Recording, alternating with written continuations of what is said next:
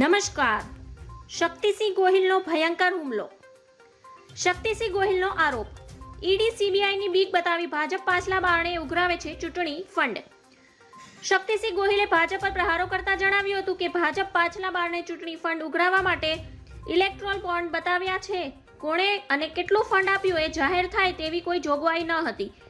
લોકસભા ચૂંટણીની તારીખ જાહેર થતા તે પહેલા ગુરુવારે ચૂંટણી બોન્ડ અંગે એસબીઆઈ તરફથી પ્રાપ્ત ડેટા અપલોડ કર્યો હતો.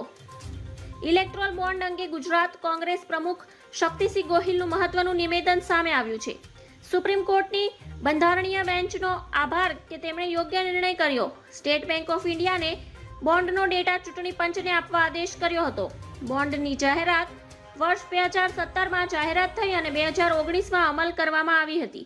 6,000 કરોડ પૈકીના 95% બોન્ડ ભાજપને દાનમાં મળ્યા છે. જિંદાલ સ્ટીલે 25 કરોડનું દાન આપ્યું.